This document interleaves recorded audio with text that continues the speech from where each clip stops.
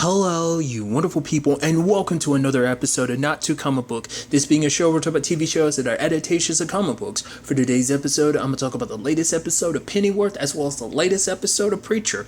Like always, if I'm talking about something that you want to listen to, you can always look in the description down below. I include a time when I start talking about each of the respective shows. So, for example, if you don't want to hear what I say about this week's episode of Pennyworth, you can skip to what I say about this week's episode of Preacher. But the first thing I'm going to talk about is this week's episode of Pennyworth. A lot of interesting things went down in this episode. So let's break it down. First and foremost, the fact is Bet and Alfred just kind of, at like a cafe shop or whatever, and just sitting down talking. I'm like, yes.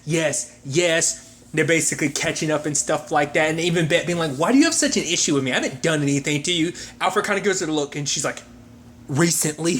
But it kind of brings up the fact is, yes, I'm in this whole situation because I loved Esme. And he's like, you didn't even know her. She was my fiance. It's like, yes. But the fact of the matter is, and that, because he even talks about the fact is that Bet is a bit mad and whatnot, which Bet's kind of like, what? No, I'm not. The fact of the matter is, though, it's so interesting.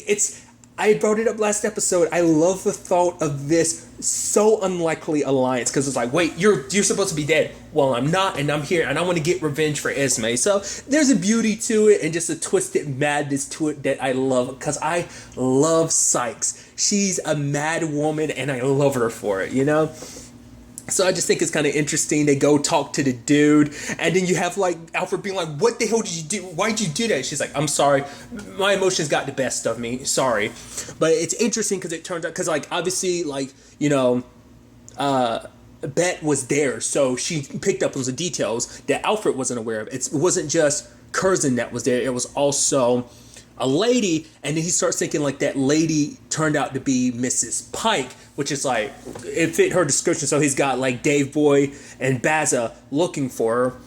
And so it turns into the whole thing of like, well, the guy who gave them the key thought they were respective buyers, that they were just looking through the apartments and stuff like that. But obviously, because that was a big mystery of like, well, why did they have a key? That's what made it so suspicious. But then it's like, that's how they ended up getting it. But then he brings up the fact is, I gave a description to the cops, and it's like, oh, so the cops have known, like they've been stringing Alfred along this entire time, making it seem like it was a robbery. And they knew it was so much more than that, and they never said any of this to Alfred. So Alfred goes and visits the one cop he's got an interesting relationship with, and that's Inspector Aziz. And I love that Alfred just kind of like sneaks up on him. He's like, that's a bad habit, and he's like, smoking? He's like, no, you just sneaking up on people like that. I love that. I guess that's kind of where a bit of Bruce gets a bit of that from, because it's interesting because he even did it in Gotham, and part of me wonders is that kind of an Alfred thing? But to be fair, he was trained by the dude that worked under Ra's al Ghul, so it was kind of like it might have come from that. But it makes you wonder in like Batman canon, is that kind of where Bruce gets that whole like popping in and like disappearing like that? Because like Aziz was looking down and he looks back up and he's gone. I'm like, okay, I like that. I wanted to believe that's 100% something Bruce learned from Alfred. I hope that is the case. But nevertheless, that could easily just then be making a nod towards it with Alfred, making you think that that's the case, but maybe that's not. But either way, because it turns out this whole thing is because Curzon was able to get away with what he did. This whole cover-up is because he's the bastard child of a lord. It turns out there's this dude, Lord Smythe. Because at first, like, obviously, like, the prime minister's at this dinner, and I'm like, oh my god, it's going to turn out to be the lord that, Alfred's dad works for. I'm like, that's definitely going to be interesting. It's like your bastard son killed the fiance of your butler's son, but it's like, no, it's a different lord. It's a dude that was there regardless, but still. And it also shows you kind of where Aziz is in this whole situation, kind of tied between his loyalties, because it's like, it's almost like he tries to be a good person, but it's the whole thing of like, because, the world is kind of ruled by power. So it's like, no matter how much of a good person you are and your best intentions, like power is always going to reign supreme, and it's always going to move the needle in certain directions. I thought it was kind of interesting because like Sherlock, I'm about to call him Sherlock because I think that got stuck in my head because Bet referred to him as Sherlock at one point in time, but nevertheless, it was because Alfred threatened Aziz, and he was like, "Are you threatening me?" And he's like, "I am." And he was basically like, "Yeah, I basically just want to know before I ended up telling you all this information, just to kind of make it clear whether or not you're threatening me or not." It's like I said, he shifts allegiances so quickly, but nevertheless, it's just the whole. I think it's just kind of the aspect of survival. Just this is the way the world is. Like I said, it's driven by power, so you either kind of get swept up in it, or you kind of go with the flow of it. You know, and I think it's kind of. In his mind, it's probably like there's no changing it. So, but basically, they set up the whole situation to try and trap Alfred by being like, "Oh, we got." That was interesting too, because Smythe had basically been like, the reason why it's like, yes, no matter what my son is being accused of, I'm glad you couldn't even bring yourself to say it. He murdered a young lady, you know, beat her up and then strangled her. You know, and what was the reason for this? Because years ago, Alfred said some shit to him, humiliated him. He didn't like it. And I think maybe that's what triggered it too. Yes, he's not well in the head, because even his own father's like, yeah, my son has never been well in the head, but it's blood is blood. It's that whole thing of like, even if he did what he did, I'm not going to let him be kind of tracked down and hunted like an animal, like by some pleb. Because for him, it's a situation of, even if you're my bastard child, you still have this lordship blood in your veins. So obviously, you know, it's the whole thing of like, you know, any family, you know, because that's always a big question. Like, if a family member's in trouble, like when they do some serious shit, will you look after them because of the whole ties that, you know, family, you know, when it comes down to that whole situation, where do, you know, people stand? And we kind of know where this dude stands, but it's just, it's interesting in the grand scheme of things. Because what I was trying to get to earlier, what I was trying to say was, I'm wondering, is it because he is the bastard child that he feels this extra need to prove himself? And when Alfred, like, made fun of him and made him think of, like, oh, I'm not good enough, I'm the bastard child, I'm kind of, you know, so that's why I'm like, that's probably what triggered it in his head, because he's very self-conscious. He's already unwell, but combined with the fact is he has, like, he feels inferior, probably did not... feels like he wants to strive to prove himself to live up to the status that is his family. So that's why I think that's why this all happened, you know. And I'm sure over the years, you know, him being in the military probably didn't help his mental state any way. It probably just made it, you know, aggravated it and made it worse. So, but regardless, Alfred figured it was a trap, but he showed up regardless. And I like that moment he had with Curzon, where he was like, I had in my head of like all this stuff I was going to think about, I was going to ask you and I was going to say, but here I am. I honestly don't have anything to say to you. I just want you dead. Inspector, come out. I know it's a trap. You got a whole bunch of gunmen. You got snipers. I got this. You know, it's like, trust me, I can kill Curzon and at least 2 or 3 of your men before you actually take me down. And Aziz is like, I don't know about that. And Alfred's like, well, we won't know until we try. So it's like, hey, and I think that kind of speaks to who he is, because even, you know, Alfred was like, you are a decent man, because the fact is, even in this situation, Aziz is like, okay, all I have to do is give the order. All I have to do is lift up a finger and they'll shoot you. What you can do is spare him. Yes, he did some terrible stuff, but spare him and I can let you walk away, give you the opportunity to get out of this country. Even in a situation that there is still good in him. It's not like he's a terrible person. It's just, like I said, it's just a thing of like power kind of rules and dictates everything. So it's like, because he understands why Alfred's doing all this. It's like, the man killed your fiance, so of course I'm going to understand, but you do this, a whole level of hell is going to get unleashed on you. But Alfred's just kind of like, I had nothing to live for anyway. But before Aziz can do anything, lo and behold, who shows up? Good old Bet. I love it. And she's like, oh, you're happy to see me now, aren't you? Tell me I'm wrong.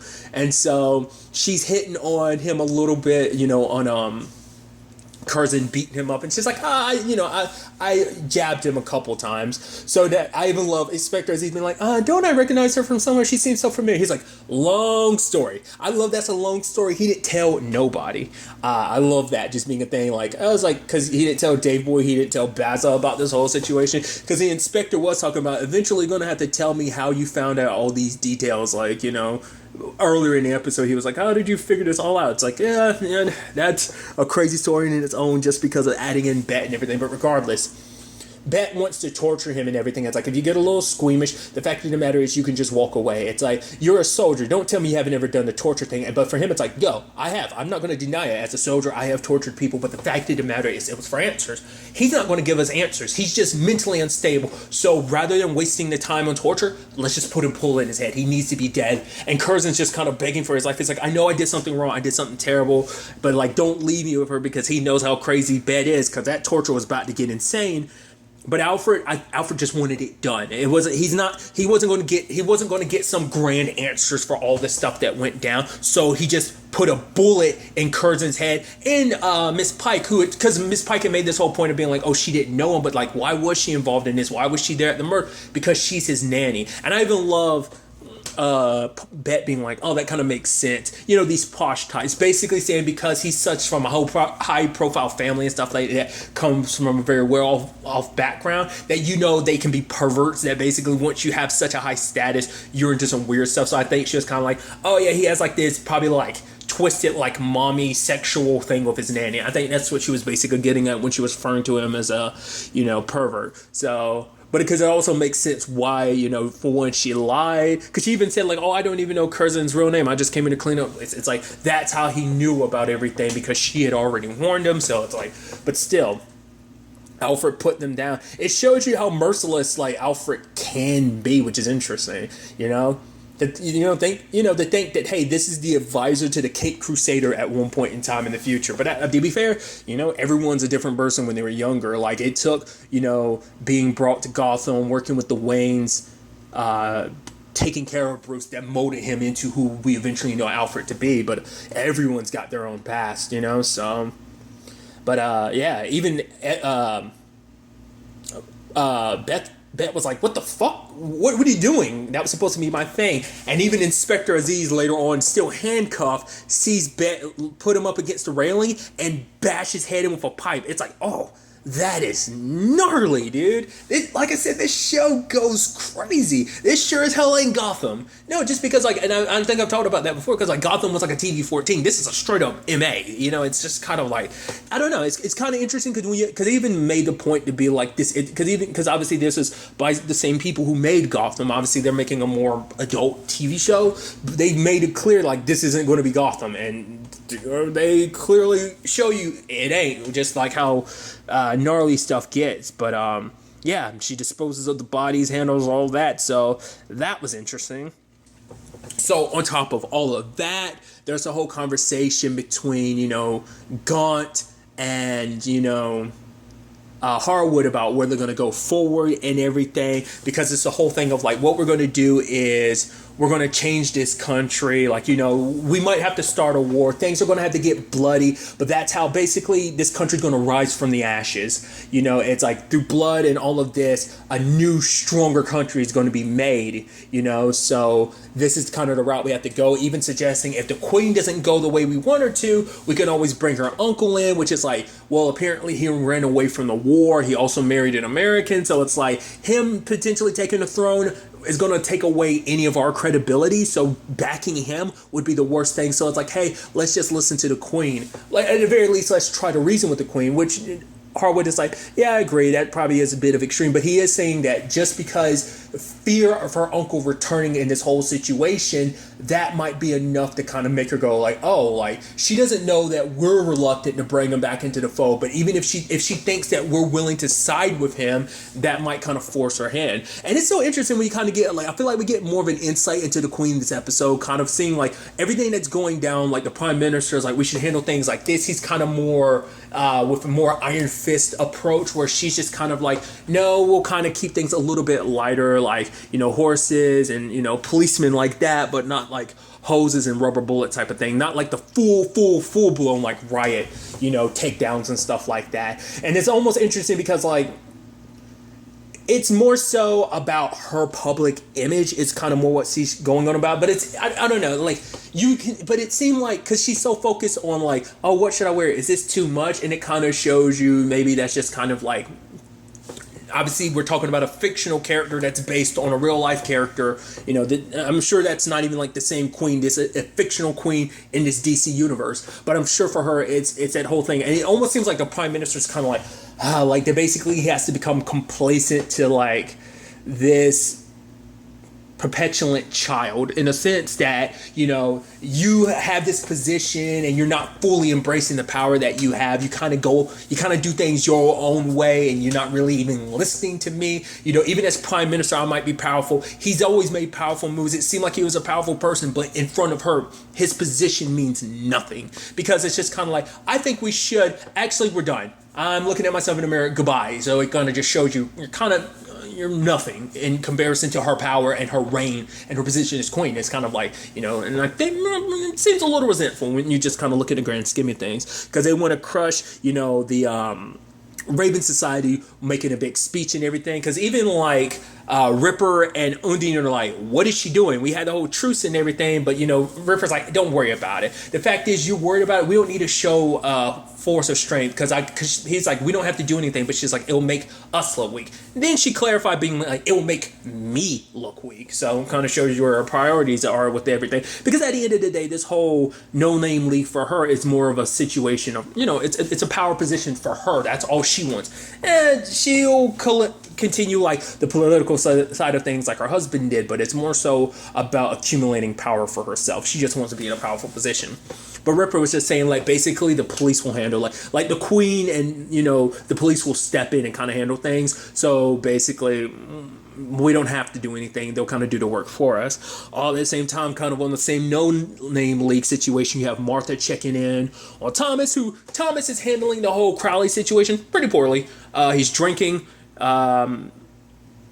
He's actually kind of pretty falling apart, just kind of like Martha was kind of a mess the last time we saw her, just because she was just pissed because she blacked out for those 3 days. She doesn't know what went down, and just knowing that, like, there's something about this guy. Obviously she was furious, and it's just more so, it seems like Thomas' fury kind of went more inward, where hers was kind of like an outward rage towards him. It's like, for Thomas, it's more like, it's just, well, because he let that devil out of him last episode. We saw what kind of person he potentially is on the inside, and I think that scared him. And that's even something he doesn't even want to talk to Martha about. It's like, she's like, no, in case you're worried, I am okay with you being the CIA. Which does beg the question, what is it that Martha is seeking from the No Name League? Because, you know, she's like, my job allows me to work with the No Name League. So it's not like she is CIA. She is something else. I don't know. I'm curious. But the fact is that she's even suggesting, like, because she was like, oh, I'm not trying to find out what you guys as the No Name League are up to. I'm trying to figure out what you as the CIA is going to do about this whole Raven Society thing. And, you know, obviously, like, you know, Thomas is like, you're not well adjusted enough for the CIA, because of the fact of the matter is you're unprofessional. You took my sister to like a satanistic orgy, and she's like, really? You talk about I'm unfit? I'm definitely better off than you, because you somehow managed to be a part of the CIA, but look at you, you're falling apart now. But even she's like, yeah, I kind of went too far on that. He's like, honestly, you're not too far off, because I am kind of a bit of a mess right now, you know? It's like, did you see the devil? And it's like, no, I didn't. Crowley, basically, and this is just me being blunt, basically Thomas was like, Crowley's a spooky motherfucker. Let's just leave it at that. Both you and me got spooked, because he's a creepy dude. There's something there. Like, he's such a like I said, that's why I'm wondering, is that whole thing going to come back in some shape or form because of, you know, Thomas's sister, or are they just going to cross paths with Crowley again naturally? Is that going to be on Thomas's side of things? Is that going to be on Martha's side? Regardless, I'm curious to see if that ends up being a thing. So there's all of that. Then there's the whole situation of, okay, the Raven Society's having their speech and everything. Gaunt's giving his speech about the new dawn. And it's like, oh, what happened to our leader is being televised. And lo and behold, there she is. I'm stepping down, but I bring you our new leader, James Harwood. And it's like, everyone erupts. I love it. He's almost and he's like, hello, England, and everyone erupts again. It's like he's on his rock star status at this point, and I love that. And I love, like, you know, you have Peg, you know, with what are they, the Spicers, the couple that she's kind of doming, that they're watching. It's like, oh, look at him, he's so handsome, isn't he? It's just, I love that everyone around is watching, and even like, wow, Thomas and Martha are like, well, shit. Ripper and Undine are like, oh, shit. Literally, that's a general reaction. Even the Prime Minister, what? I thought he was dead. Queen didn't like that too much, finding out. I thought you said he was dead. It was like, nearly dead. As good as dead is what I said. As good as is what I said. So there's that whole thing. They bring in kind of the police and the horses and everything. People are getting beat up. Also, Alfred's dad is there. And then you have Harwood saying, stop. The fact of the matter is, do not forget like the teachings that this country was built off of, our ways, our traditions. Put down your weapons. And that was televised too. And it's like, oh, it's like Harwood kind of, respect, took that power in that position just then, and now the Raven Society looks so damn good because it's like, oh, like further violence was stopped by this man, this leader, and so that's going to get more people rally behind the Raven Society. They look like the heroes because, hey, they were protesting, sure, but the police came in, oh, look what the Queen did, she sent in these people, they were brutal, but good old Harwood stood there and he stopped everything, So, which is interesting because, like, Alfred, he was too busy dealing with everything in this episode. He never found out about, like, what exactly went down. So, that's a whole thing, So, Harwood's actually feeling himself. He was like, yeah, even I had some doubts about it. But now, we're good in the public eye. But he does bring in the Queen's uncle, even though Gaunt wasn't for it. But it's like, we need this in our court if the Queen becomes reluctant to kind of side with us in the grand scheme of things. Obviously, things don't look good for the No-Name League because it's like, well, they didn't act, and now all this momentum is going towards the Raven Society. So it's like, what move is the No-Name League going to make now? Because it does make it look like not just them, it even makes like the Queen look bad. Like I said, that's why she was kind of getting real pissed at the Prime Minister. Because he's like, well, basically we brought in the hoses and rubber bullets. Like I asked, she's like, oh, so you're saying it's my fault? He's like, no, I'm just kind of stating the circumstances that led us to this, in fact, circumstance. So I just thought that was kind of an interesting conversation. Obviously, Alfred's dad's not letting anyone know about like what he was up to. You do know that, Alfred's mom, when she hugged him, she felt the gun. Like, I think she had some idea what he might be up to, but at the very least, she might not know. She might just think, like, oh, my son might be out there he might be up to some thuggery, So, I'm curious to see, like, what that ends up being, whether she really asked about that or not. She probably brings it because she didn't ask then because he was like, I gotta go, so she probably won't bring it up. But Alfred did get rid of the gun. I think that's the thing of like, because it's a whole thing about revenge. Like, even when you get revenge, it doesn't fill that hole in your heart. Like, obviously, like, that's something that obviously Bruce has in common with Alfred, and maybe that kind of makes their kinship even better. It's like, I've lost someone important to me. I've lost plenty of people that were important to me, and I understand that if you feel, and even, no matter how many bad guys you beat up, how much revenge you get, it's never going to fix what's broken inside of you, because, that's a very lengthy process. But obviously, I think you can tell that, Alfred found a way to probably piece himself back together because of Martha, because of Thomas, because of Bruce finding this new family, and then, Bruce did the same thing by having Alfred, by having someone like Commissioner Gordon, like having the Bat family grow to be what it is, whether it be the Robins, whether it be, Batgirl, whatever, the Bat family in general, so that's my thought process behind it, just kind of the kinship that this already sets up kind of similarities between Bruce and Alfred, and yet you kind of feel like, okay, you can see this potentially being one of the things that brings him and Bruce closer, is because he knows the pain that Bruce is going through. But nevertheless, he visits Esme's grave, but Inspector Aziz is there because let's not forget, he did kill the bastard son, whether he is a bastard or not. He still killed the son of a lord. That's a lot of powerful people that are coming after him, and Alfred's going to be the one. If it's me, I'm going to be the one to suffer the blame, which Dave Boy and Baza might get dragged into this, but because he did handle this himself, they might not. But it might be a situation of, because at this point, they might try to raise everything connected to the Pennyworths, whether that be his mom, his dad. Let's not forget his dad has connections to a certain extent. Well, because one, he's part of the Raven Society, so, and obviously Gaunt and Harwood both have a connection to Alfred. Because even Harwood wanted to bring, Alfred into the Raven Society at one point in time.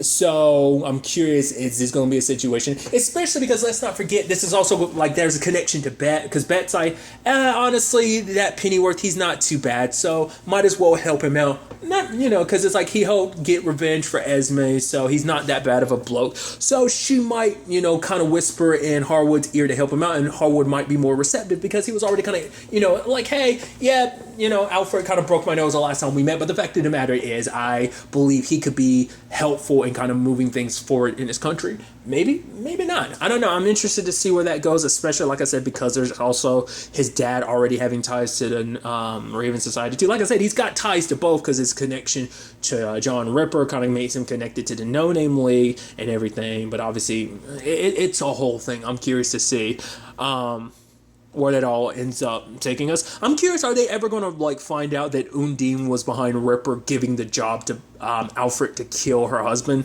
I wonder, is that going to ever come out on the Raven Society side of things? Is Alfred ever going to find out? Does he even care enough for that to matter? But it's also like he's connected to Thomas and Martha, who are still part of the No Name League. So this whole situation might even put them on opposite sides, which they've all kind of been reluctantly working together. Not necessarily reluctantly, but just they've kind of all been in the same wheelhouse. It's interesting because the No Name Society, the No Name League and the Raven Society both have an interest in Alfred, because I guess being a soldier and have been someone who has fought for this country, who might be jaded by this country, that he might be the one that kind of the poster child potentially for either group. So I don't know. I'm very interested to see where this all goes, because I think things might get ugly for Alfred, because he might just up and disappear for a while. So, because of this whole thing. But like I said, we'll see how it all ends up playing out in the next episode.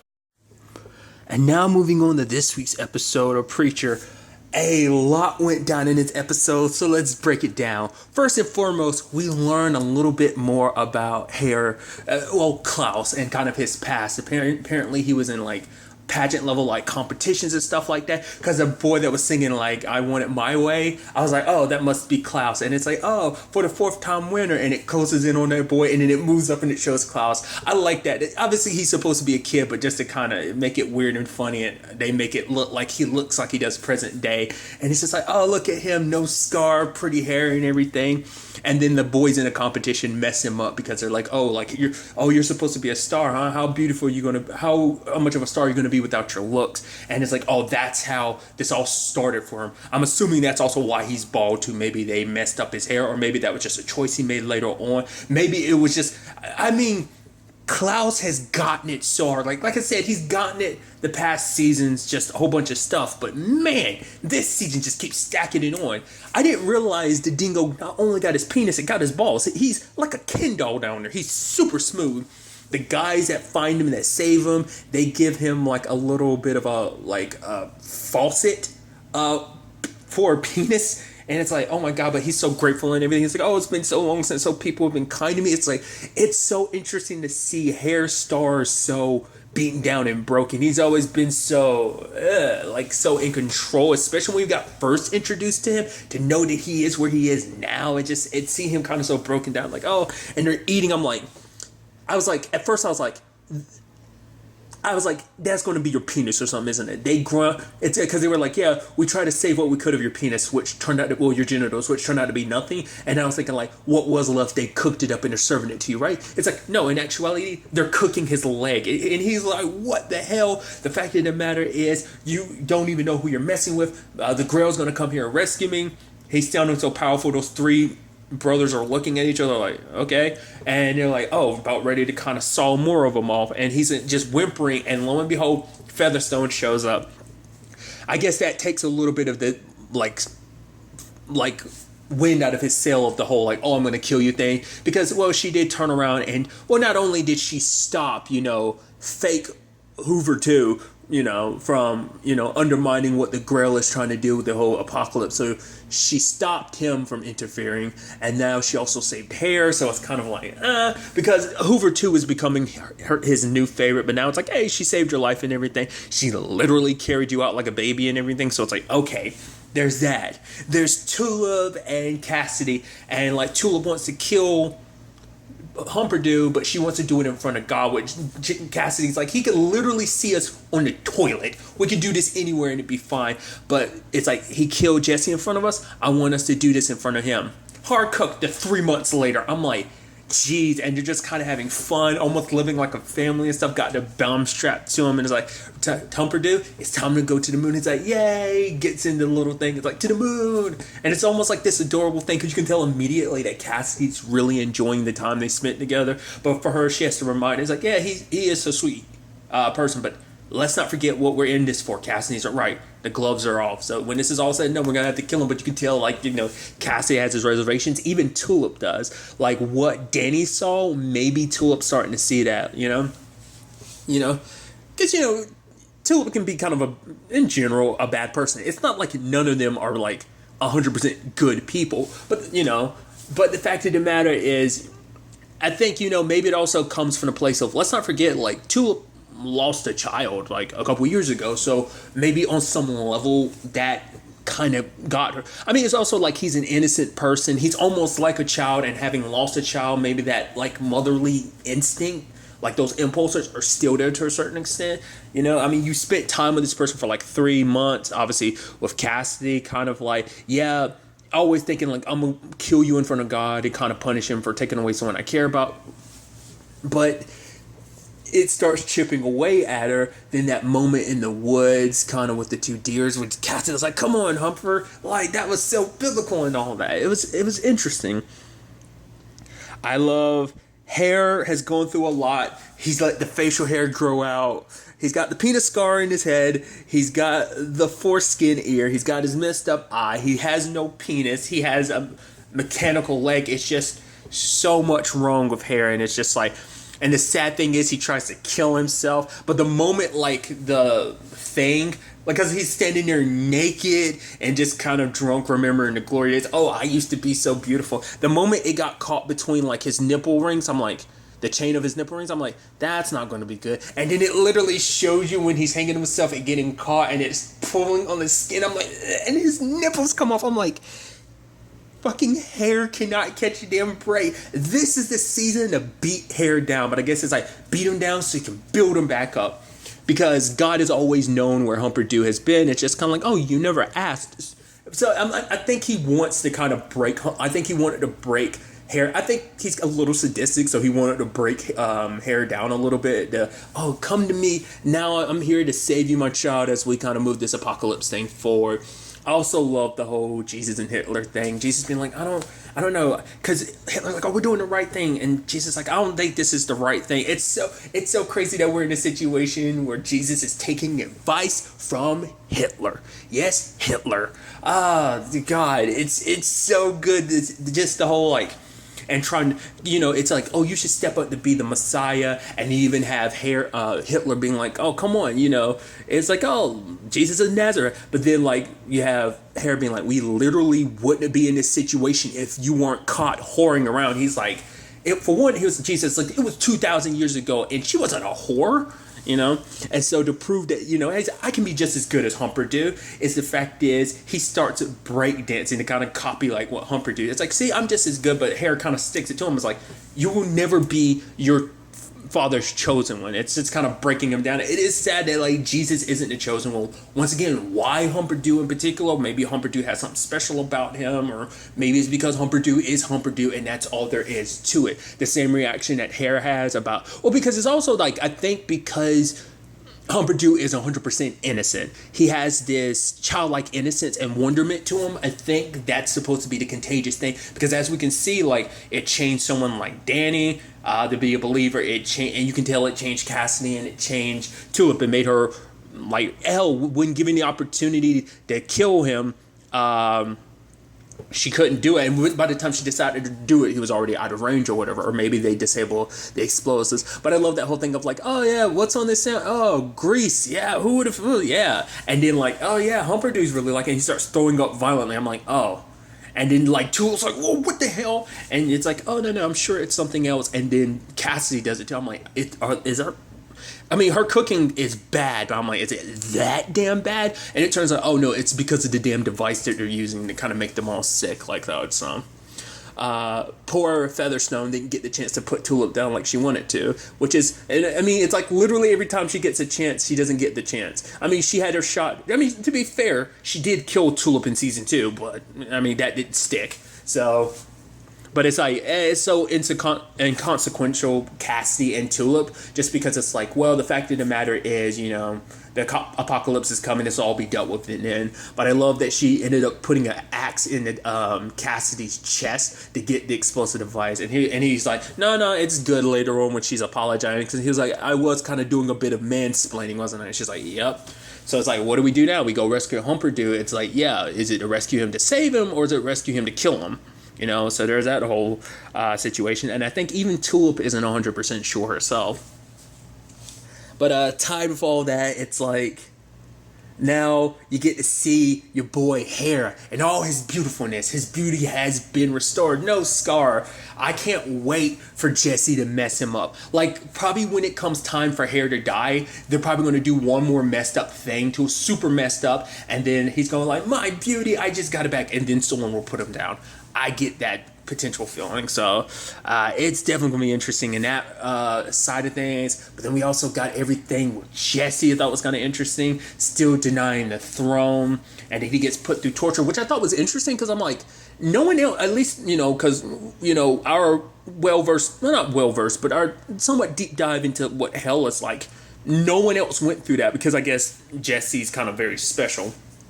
Well, because just the fact of the matter is, like, no one else got tortured in the same way. Like, they got stuck reliving. Obviously, like, you know, the light makes you kind of relive, like, the worst moment of your life and stuff like that. But for Jesse, it's like, I literally live that moment every day in my head over and over again since I was a kid. Ever since that my dad died, I've been reliving his murder over and over again. So, you know, because even, you know, getting revenge against his grandma and his uncles wasn't enough to, you know, fix all of that. So, regardless. But, like, they put ants up his ass. They set him on fire. They put him in a barrel with a whole bunch of rats. And I'm like, oh, shit. I was like, oh, man, the Saint of Killers came to rescue him and everything. And then I'm like, oh, that's interesting. He's on the horse that Jesse made a reference to and stuff like that. But part of me is like, would he really go out of his way to save Jesse? I was like, well, I guess he figures he needs Jesse. So I was like, okay. But then I was kind of feeling like, is this part of, like, I don't know what's up with that. But it was kind of interesting hearing the cowboy talk about that story of like being the, you know, their general who looked at the map sideways and his colonel just following orders, sent his men up the hill like the general said. It was a massacre. And it's like, oh, Jesse's like, I know you're a colonel. He's like, I'm not. I was the general. Which it makes me wonder, is that still a true story, even though it was bullshit? Because I love Jesse being like, for one, where the hell did you get that horse?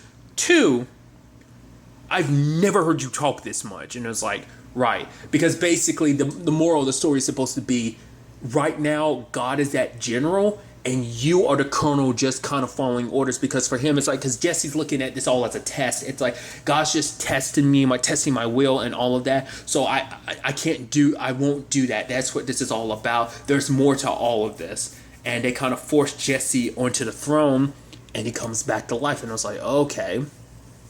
And we see an RV pulling up. I'm like, huh. And then, like, it had the Godspeed bike in the back. And I was like, oh, right. I was like, right. Because I forgot, like, God has the RV. And it's like, oh, my God. He's like, Jesse's like, yes, God, yes, I did it. I passed your test. That's what this is all about. So you don't have to bring about the apocalypse. But then he was like, but you failed. And Jesse was like, wait, what? No, I didn't take the throne. He's like, yeah, but you wanted to. He's like, wait, you're punishing everyone because I was tempted? He was like, yeah, like, the fact is I gave you free will and all that, and which is like, that is a little shitty. It's like, because I was tempted to do something bad, not that I even did it, I was tempted to sit on that throne to become the next god. He's like, oh, because you were so close. It's like, he has this, like, almost like, well, if you're not you were so close to being perfect, but, I mean, the fact of the matter is, you're made in my image, so basically, it's almost like I hold you to such a high standard, because, like, I'm God, and I made you in my image, so you kind of should reflect that perfectness, almost to a certain extent, and it's like, wait, what? And Jesse just kind of being like, basically, this is some bullshit, which it is, and then God grabs him.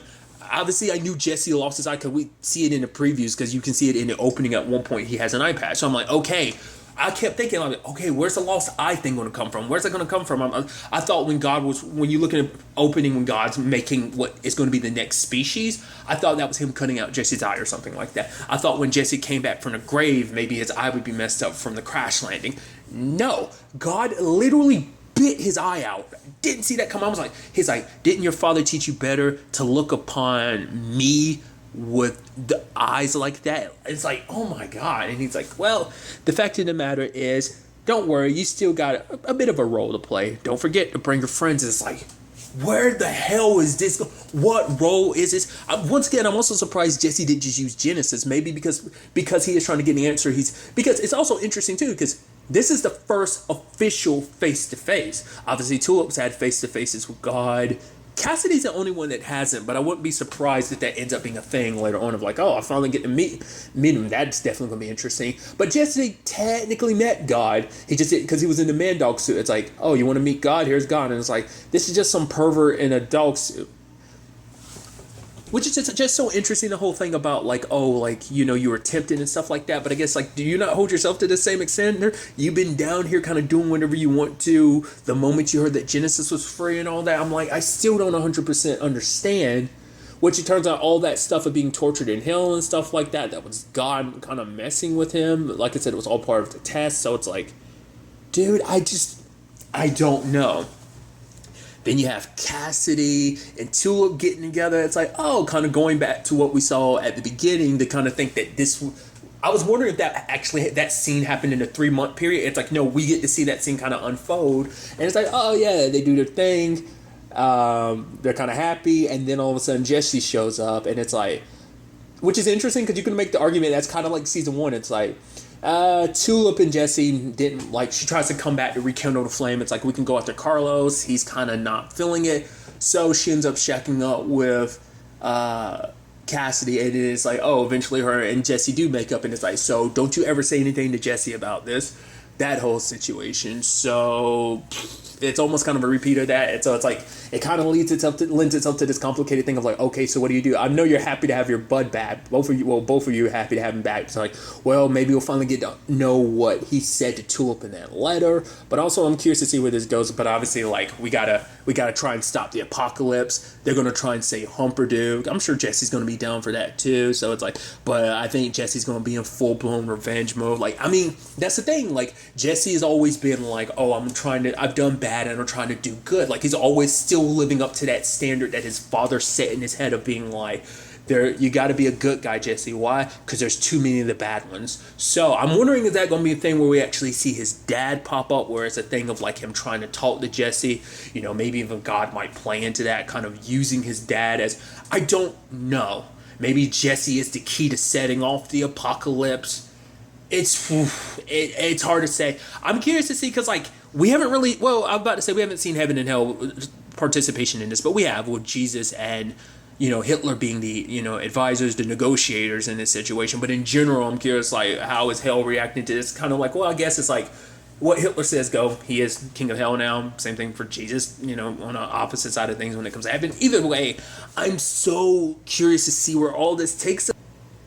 Oh my God, I almost totally forgot. There's the whole Eugene thing too, of like these guys in prison killed a guy, and then Eugene comes over and checks on him. He's like, are you okay? He's like, what the heck, guys?